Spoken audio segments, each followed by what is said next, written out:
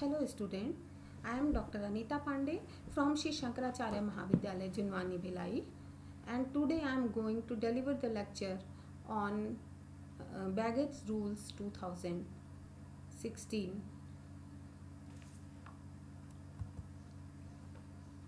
What is the meaning of baggage? Customs Act 1962 defined the term baggage under section 2 subsection 3 but only in an inclusive manner. It includes unaccompanied baggage but exclude motor vehicles. In general terms, baggage is a comprehensive term which refers to the language of a passenger accompanied or unaccompanied and comprises of trucks or bags and the personal belongings of the passengers contained therein. This was the definition of baggage. Customs declaration by the owner of the baggage. Let's see. Number 1 is the owner of any baggage shall, for the purpose of clearing it, make a declaration of its contents to the PO in terms of section 77. Second is CBIC, Central Board of Indirect Taxes and Customs, provides for the manner of filling doc in Form 1. Third is there are two channels of clearance. Number 1 is green channel, by which passengers carrying on non-dutiable and non-prohibited goods pass through it, and through red channel passengers carrying dutiable and prohibited goods pass through it. Bona fide baggage. Under section 79 of Customs Act 1962 provides exemption from customs duty to bona fide baggage of passengers. It provides that used goods in baggages shall be allowed to be cleared duty free without any limit. And second is unused goods in the baggage of a passenger shall also be allowed to clear duty free up to certain limits as set in baggage rules. So, used goods are duty free without any limit, but unused goods in the baggage of the passenger are allowed to clear duty free up to certain limits, which has prescribed different limits from different kinds of passengers like tourist, businessman, emigrant, etc.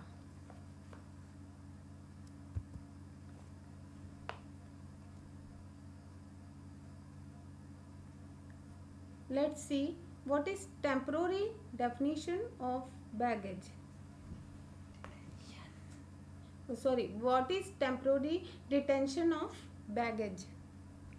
Section 80 of the Customs Act 1962 contains the provisions regarding temporary detention of baggage of a passenger coming into India.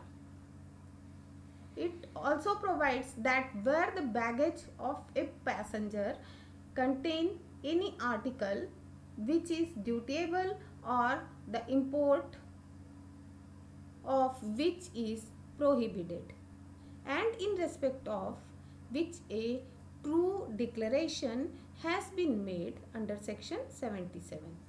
The proper officer may, at the request of the passenger, detain such article for the purpose of being returned to him on his leaving India. The purpose of this section is to safeguard the interest of those passengers who are not well versed with the customs law of India.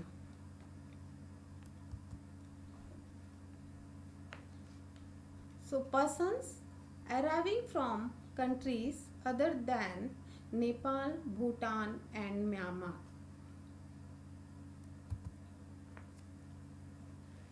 जो भारत के निवासी हैं या भारत में रहने वाले विदेशी जो किसी भी देश से वापस आ रहे हैं लेकिन नेपाल, भूटान और म्यांमार को छोड़कर, तो ऐसी कंडीशन में चार बातें इम्पॉर्टेंट हैं।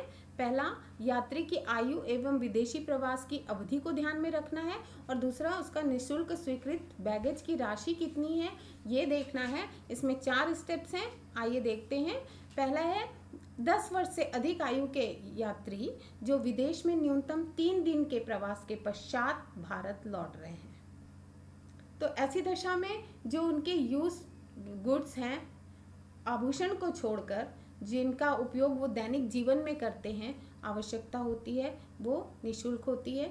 दूसरा है एनेक्स 1 में जो वर्णित वस्तुओं के अतिरिक्त ऐसी वस्तुएं जो कि यात्रियों द्वारा स्वयं अथवा बैगेज के रूप में लाई जा रही हैं और जिनका यात्री के साथ मूल्य 45,000 रुपये से अधिक नहीं है। दूसरी कंडीशन है उन यात्रियों की जो 10 वर्ष या उससे अधिक आयु के हैं और विदेश में 3 दिन अथवा कम अवधि के प्रवास के पश्चात भारत लौट रहे हैं। तो ऐसे व्यक्तियों के व्यक्तिगत उपयोग की जो दैनिक प्रयोग की वस्तुएं हैं, व्यक्तिगत उपयोग की या दैनिक प्रयोग की वस्तुएं, परंतु आभूषण को छोड़कर वो निःशुल्क स्वीकृत बैगेज होती हैं। और दूसरा है एनेक्स 1 में जो वर्णित माल को छोड़कर अन्य वस्तुएं जिनका मूल्य 20,000 रुपये से अधिक नहीं है, जो कि यात्री द्वारा स्वयं अथवा यात्री के साथ बैगेज के रूप में लाई गई हैं। तीसरा है सभी यात्री जिनकी आयु 10 वर्ष तक है और विदेश में 3 दिन से अधिक प्रवास के पश्चात लौट रहे हैं, तो इनके भी दैनिक जीवन की जो उपयोगी वस्तुएं हैं उसको छोड़ना है। और दूसरा है एनेक्स 1 में वर्णित वस्तुओं को छोड़कर जिनका मूल्य 15,000 रुपये से अधिक नहीं है और इन्हें अपने साथ अथवा यात्रियों के साथ बैगेज के रूप में लाया जा रहा है।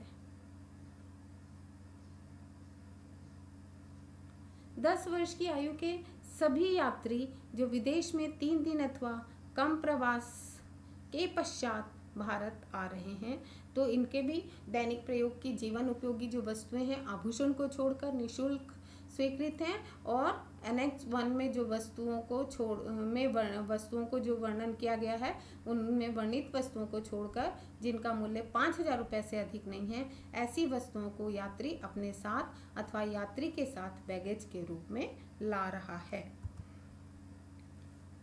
Next heading is persons arriving from countries Nepal, Bhutan and Myanmar by roadways। एक भारतीय निवासी इंडियन जो कि अथवा विदेशी जो कि नेपाल, भूटान और म्यांमार के भूमार्ग से के अतिरिक्त भूमार्ग से भारत आ रहा हो, एक भारतीय निवासी अथवा विदेशी जो भूमार्ग से पाकिस्तान से भारत आ रहा हो, ये भी नियम 4 में वर्णित है। यहाँ पर 10 वर्ष से अधिक आयु का यात्री जो 3 दिन से अधिक विदेश प्रवास के पश्चात भारत लौट रहा है, उसके लिए दैनिक प्रयोग के लिए आवश्यक वस्तुएं जो उसकी व्यक्तिगत वस्तुएं हैं आभूषण को छोड़कर वो निःशुल्क स्वीकृत वस्तुएं हैं। और एनेक्स 1 में वर्णित वस्तुओं को छोड़कर 6,000 रुपये मूल्य तक की वस्तुएं यदि यात्री अपने साथ ला रहा है अथवा साथ में बैगेज के रूप में लाई गई हैं तो वो निःशुल्क हैं। दूसरा है 10 वर्ष तक की आयु का यात्री जो 3 दिन के पश्चात विदेश प्रवास के पश्चात भारत वापस लौट रहा है, दैनिक प्रयोग के लिए आवश्यक वस्तुएं यहाँ इसके लिए भी निःशुल्क हैं, निःशुल्क स्वीकृत वस्तुएं। और जो एनेक्स 1 में वर्णित वस्तुओं को छोड़कर 1,500 रुपये तक की जो वस्तुओं का मूल्य है उसको 1,500 रुपये मूल्य तक की वस्तुओं को वो निशुल्क स्वीकृत वस्तुएं हैं वो अपने साथ बैगेज के रूप में ला रहा है अगर तो। अब देखते हैं arrival of persons employed abroad. ऐसे पर्सन्स, ऐसे व्यक्ति जो विदेश में निवास करते हैं, विदेश में नौकरी कार्यरत हैं और वो प्रोफेशनल्स हैं, पेशेवर हैं। तो जब एक भारतीय यात्री जो विदेश में अपने पेशे में है और वो भारत वापस आता है, तो ऐसी कंडीशन में न्यूनतम 3 माह के विदेश प्रवास के पश्चात यदि वह भारतीय वापस आता है तो 12,000 रुपये मूल्य तक की प्रयुक्त घरेलू उपयोग की वस्तुएं और 20,000 रुपये तक के पेशेवर उपकरण स्वीकृत वस्तुएं हैं। पेशेवर उपकरण से तात्पर्य, मान लीजिए कि कोई डॉक्टर है, वो प्रोफेशनल इसमें आएगा और उसका जो स्टेथोस्कोप है और उसका जो भी पेशेंट को चेक करने का जो उसका बॉक्स रहता है वो सब पेशेवर उपकरण में आता है। ECG के लिए मशीन अगर होगी तो वो भी पेशेवर उपकरण में आती है, लेकिन उसका मूल्य 12,000 रुपये से अधिक नहीं होना चाहिए।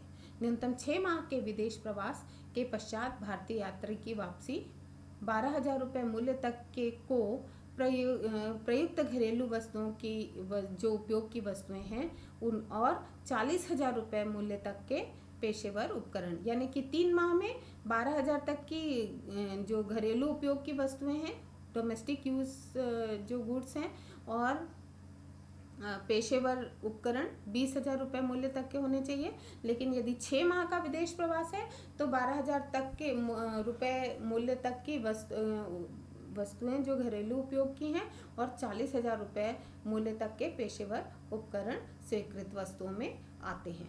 अपने कार्य की समाप्ति पर न्यूनतम 365 दिन के विदेश प्रवाह पिछले 2 वर्ष के दौरान ऐसे भारतीय यात्री की वापसी जिसने पिछले 3 वर्ष के दौरान ऐसी रियायत का लाभ नहीं लिया है।